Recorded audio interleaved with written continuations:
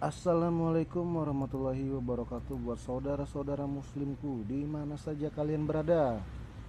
Semoga Allah terus memberi kalian kesehatan, keselamatan, kelancaran rezeki dan selalu dalam lindungan Allah Subhanahu wa taala. Sebelumnya saya minta bantuan teman-teman ya untuk mendukung channel ini dengan hanya menekan tombol like, subrek, dan nyalakan loncengnya.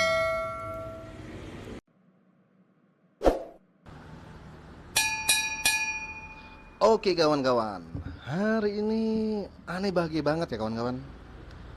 Karena di video sebelumnya ada Bu Sofiatul El Hayat. Dia meninggalkan komen kawan-kawan, sekaligus memberikan saya tantangan. Kalau bisa menjawab bahwa ya Ukta Harun itu adalah sindiran, maka Bu Sofi akan memberikan saya uang 1 M kawan-kawan. Tapi aku tak tahulah 1 M-nya tuh dalam bentuk apa kawan-kawan. Entah itu 1 M rupiah, atau 1 ember air, atau 1 ember bakso kan kawan. Tak apalah, yang penting 1 M.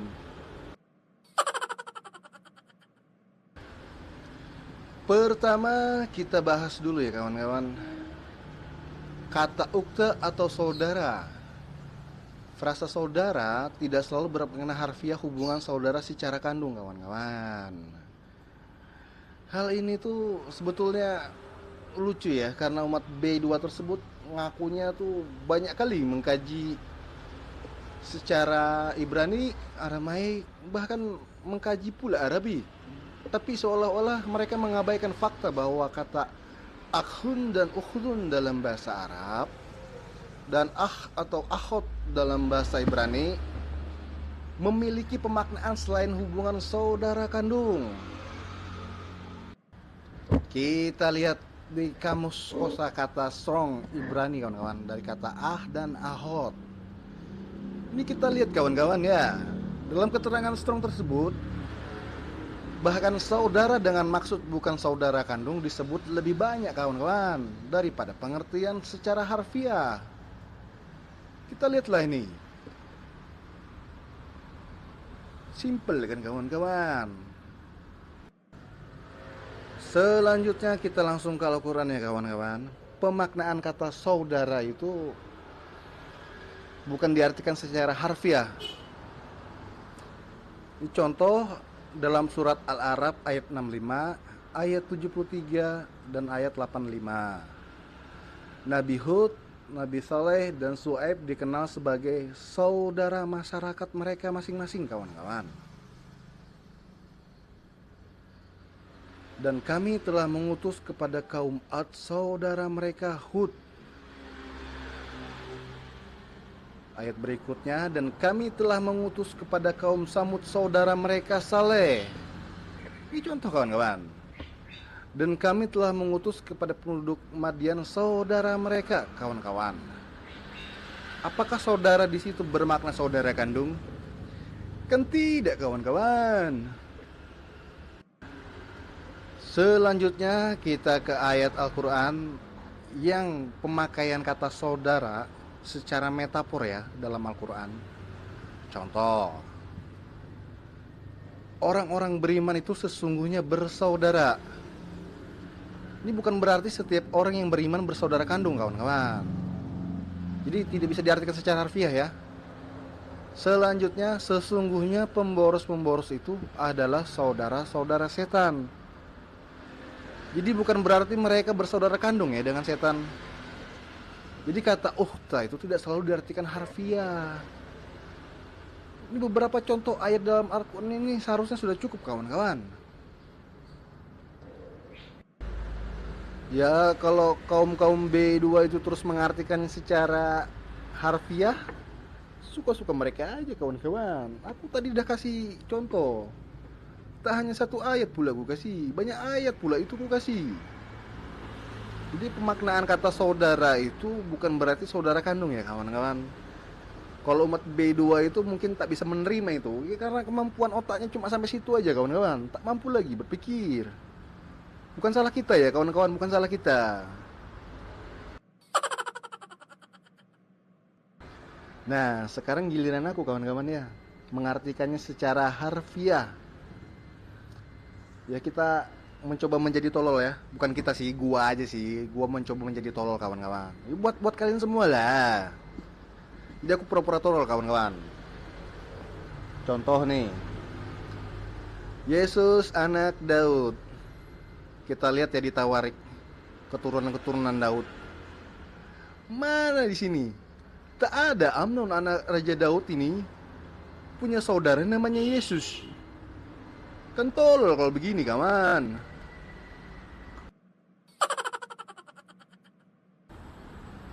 Terus contoh nih di Kejadian 3 ayat 14. Ular makan debu dan tanah. Mana nih, tak ada ular makan debu dan tanah. Lagi ya, lagi. Kita ke ayat penciptaan manusia dalam Bible kawan-kawan. Kita artikan aja secara harfiah ya. Ada di Ayub 10 ayat yang ke-10. Bukankah engkau yang mencurahkan aku seperti air susu dan mengentalkan aku seperti keju? Ini bikin manusia apa bikin martabak sih? Lanjut lagi kawan-kawan. Yang penting kalian bahagialah. Kita artikan aja nih secara harfiah ya kawan-kawan. Biar mereka tahu kita pun pandai bermain kata-kata kawan. Selanjutnya di Matius 3 ayat yang ke-7. Tetapi waktu itu melihat banyak orang Farisi dan orang Saduki datang untuk dibaptis, berkatalah ia kepada mereka, "Hei kamu keturunan ular beludak, siapakah yang mengatakan kepada kamu bla bla bla bla ya. Sekarang aku tanya buat umat B2 nih, ular beludak ini seperti apa kawan-kawan? Apakah yang berkepala manusia dan berbadan ular?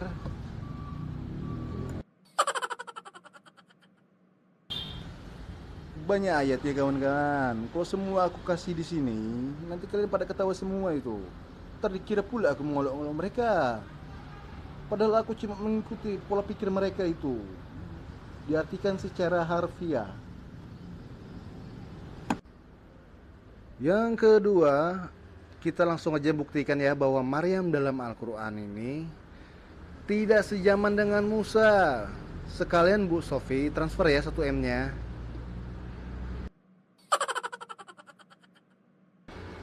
Maryam tidak sama dengan Miriam. Dan Imron ayahnya Maryam berbeda dengan Amram, ayah Miriam, Musa dan Harun.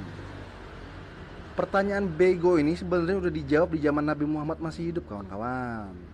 Kita lihat ya di hadis riwayat Muslim nomor 2135. Ini kita lihatlah penjelasan Nabi ini. Jadi pertanyaan-pertanyaan umat Bedu ini sudah dari zaman Nabi kawan-kawan, dan sudah pula dijawab Nabi. Ketemu pertanyaan macam ini merasa pula aku hidup di zaman jahiliyah zaman now.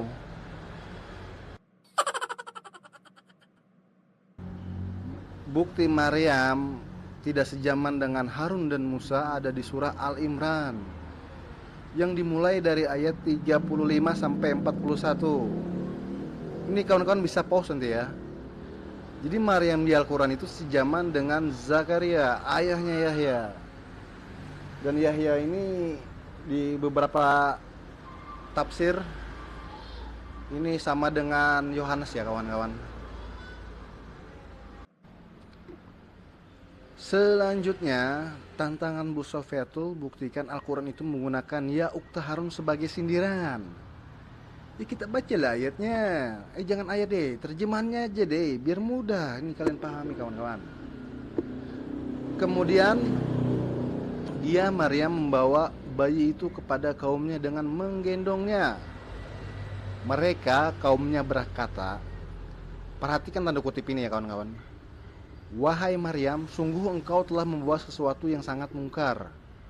Ayat berikutnya, wahai saudara perempuan Harun, ayahmu bukan seorang yang buruk perangai dan ibumu bukan seorang perempuan pezina.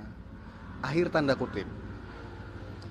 Jadi ayat yang berkata ya ukta Harun itu masih kaumnya Bu Sofi. Jadi mengatakan ya ukta Harun itu kaumnya Maryam. Kita lihatlah nih. Kita lihat terjemahan yang disambungkan ya kawan-kawan. Ayat 27 dan 28-nya. Sengaja aku nih kawan-kawan pakai terjemahan biar mereka itu mengerti. Perhatikan kata ketika kaumnya berkata, kita lihat tanda kutip dan di mana akhir tanda kutipnya nih kawan-kawan.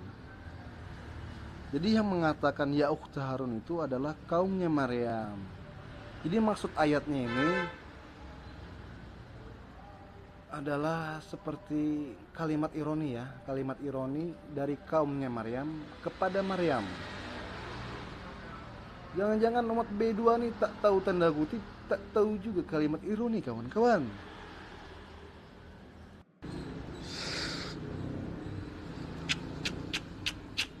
Sudah tak tahu tanda baca, tak tahu pula kalimat ironi. Ya, bukan salah kita kawan-kawan, bukan salah kita ya. Kita langsung lihat aja nih tafsiran-tafsirannya ya, dari beberapa tafsiran surah Maryam ayat yang ke-28.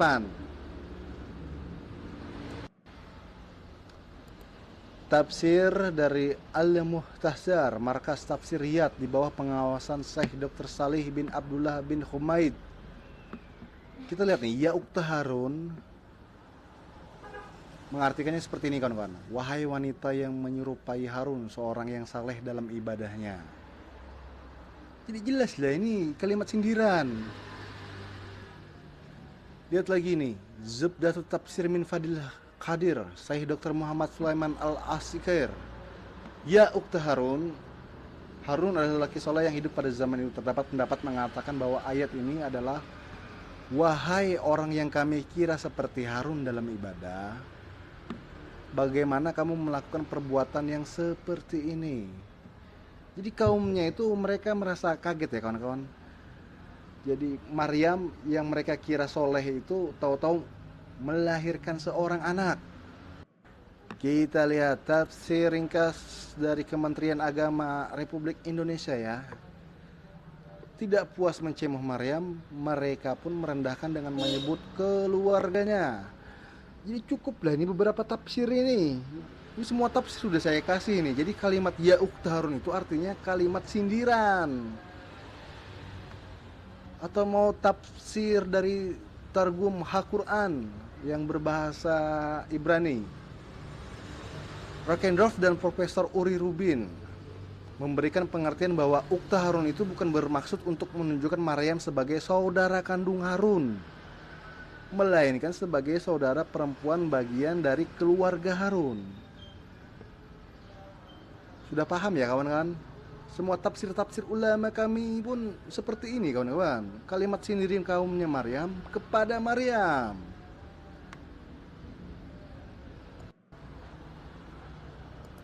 Kalau saya bahas di Zoom, Sopi nanti malu, terus banyak pula nanti yang mualaf. Transferlah nanti ya Bu Sopi ya, 1M-nya ya. 1 ember air doang juga nggak apa-apa. Tapi bagusnya sih ya. 1 ember bakso aja Bu Sopi. Kuat aku makan ini.